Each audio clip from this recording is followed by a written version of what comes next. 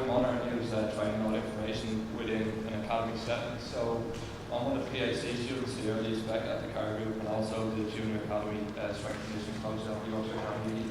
So just some context before I start. Basically, I work with under 18 adolescent rugby players, so they're not contracted until after these under 18s. They're still at school, so they can still participate in multiple teams before they're actually contracted at 18. So actually monitoring and managing the workloads will be quite difficult. So just having a look to start, why we actually want to monitor training load. So training is a dose-response relationship, and we're basically interested in what the external load is. So what signals applied to the athlete. So whether that's kilometres run, kilos lifted, or number of scrums that they perform. And then we see the internal load. So what was the stress that was imposed, whether that's physiological or psychological load that's actually imposed on the athletes.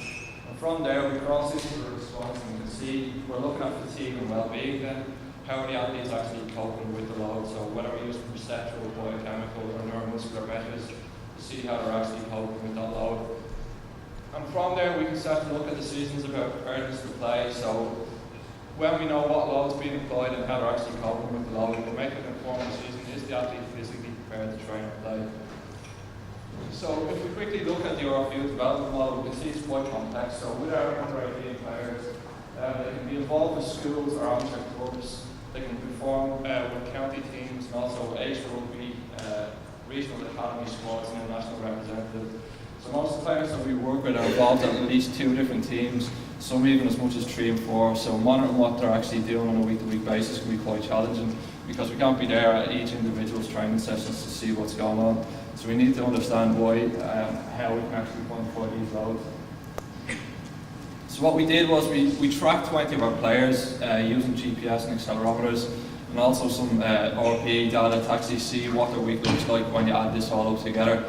So if we look at total time, then on average our players about 5 hours of activity excluding match play, and it can be as little as 3 hours and nearly as much as 10 depending on the individual. And this relates to a session RP load in arbitrary units of about 1,200 units per week, but it can range between 800 and 2,200 depending on which individual we're actually looking at. Total distance was about 12 kilometres on average, but again range between 8 kilometres and 22 for the individuals.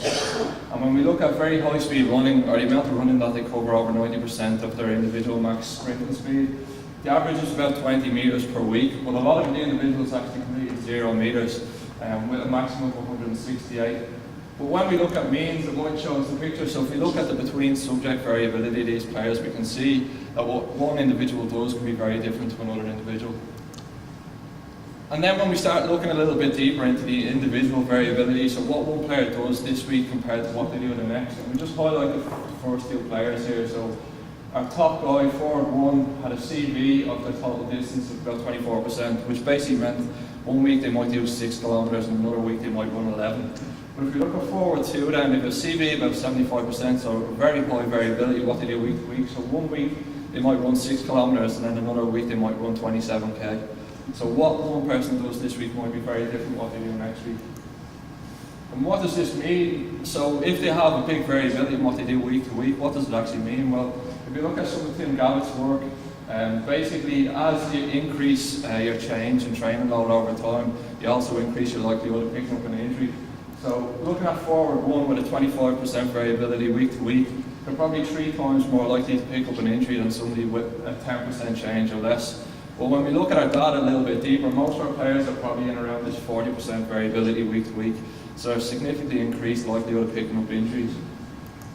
And it's not only what they do week to week change. A lot of you are probably familiar with this graph from Tim Gavitt, basically looking at what somebody does this week compared to what they've done over the previous month. So your Q chronic workload ratio. And basically what it means is if somebody runs 1,200 high speed metres or does 1,200 units of session RPE load, and they've been prepared for an average of 1,200 units over the previous month, you get a Q chronic workload ratio of 1. So they're in this sweet spot where they're at decreased injury risk. What happens then if one of our players runs 1,900 high speed metres and they've only been prepared for 1,200 over the last month? They actually start going up towards 1.6 on their Q chronic workload ratio, and they're much higher likelihood of injury risks are in this danger zone. So what we try and do is try and keep our players in this sweet spot of 0.8 to 1.3 acute chronic workload ratio. So we want to spend most of our time in this zone to decrease our injury risk. This graph basically is 20 of our players tracked over the school's rugby season between September and December. And what we actually found was that less than half the time they're actually in this sweet spot between 0.8 and 1.3 for their acute chronic workload ratio. And over half the time they're actually loaded in appropriately. So if we sit back and don't manage the workloads of our athletes, over half the time they're probably at an increased risk of injury. So we need to start quantifying our workloads to see if we can try and keep them into this sweet spot a little bit better. So how can we actually do this? So we can use objective measures like GPS and accelerometers. They're probably expensive and not a lot of us mightn't have access to. Or we can use some sort of subjective measure like an RPE scale, which are more freely accessible, but you mightn't get as much detail as your objective data. So what we thought was, if we can use something like an RPE scale, but we can't actually be there at training, is there a way that we can actually collect this information remotely? But doing so, you also have to think of the validity of that as well. So if it's more practical to sit back and let them report these remotely, we still need it to be a valid measure. So what we did was, we had a training session where the guys did their session RPE 30 minutes after the training session, which is like a gold standard collection method. And then 24 hours later, they reported using an online training load questionnaire using Google Forms. And what we basically found was there was about 4% error between the two, so 30 minutes post and 24 hours post. So it's a pretty good acceptable error that we can use to say that we have a robust measure that the guys can do 24 hours after. So if they train today, they can report tomorrow and we can still have confidence in the data. And then what we thought was, well, that's great, but it's still a lot of work doing it day to day for us analysing and also for the guys doing it. But if it would be more a practical measure to use a weekly diary, so reporting it 7 days later, what does the actual error rate looks like? And what we found was the error rate went up to about 30%. So if any change over 10% is starting to put an injury risk more likely for our players, using a measurement tool with a 30% error just makes it completely useless. So this is basically the Google form that we came up with. So on the left, the player inputs their name and then they select their perceived recovery or well-being using Likert scales from the drop-down menu.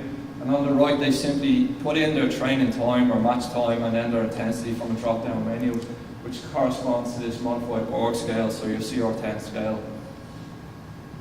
What we've done is we've used the drop-down menu using the text descriptors only, because we feel that the players are better able to translate how they feel to a description of that feeling rather than a number. The number also complicates things because it's not a linear scale between 0 and 10. So if you say to a player, between 0 and 10, how hard was that? They might think 5 is your average, so hard is above average, it might be a 7 or an 8, where a 5 is actually hard on the scale. So by blinding them to the numbers, they just see the descriptions of how they're actually feeling and are better able to translate how that is. And from there, all the information gets put into this Google Sheet, so it automatically populates a spreadsheet for us. So on the left-hand side, it's time-stamped so we can monitor compliance and see how they put it in. We've got our individual's name obviously blinded here for confidentiality, and then we get all our descriptions from our fatigue, well-being, our player training loads and match loads. And from here we can export it to Excel, so we can use just formulas to translate what we see in the descriptions into numbers. And from here we can quantitatively analyse our data, so we can do what we want with the data then. We can start visualising it using graphs and figures. We can calculate acute chronic workload ratios or exponentially weighted movement averages, or we can start looking at Z scores of fatigue and well-being and make what we see relative to the individual.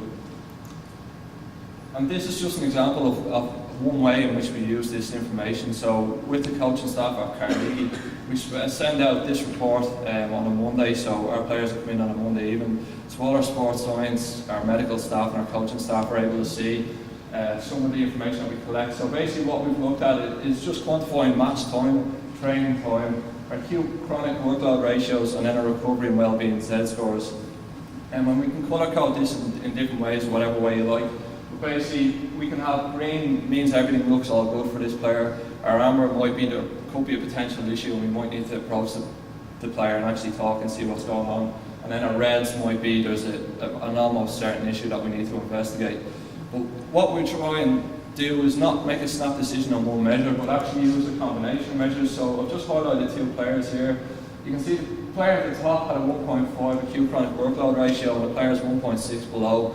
So if we went off their AC ratio and made a decision that they've done a heavier week this week than they've been prepared for, and we treat them with the same intervention, it might actually be inappropriate, because as you can see, the player at the top's actually responded positively, and then the player at the bottom's actually responded negatively.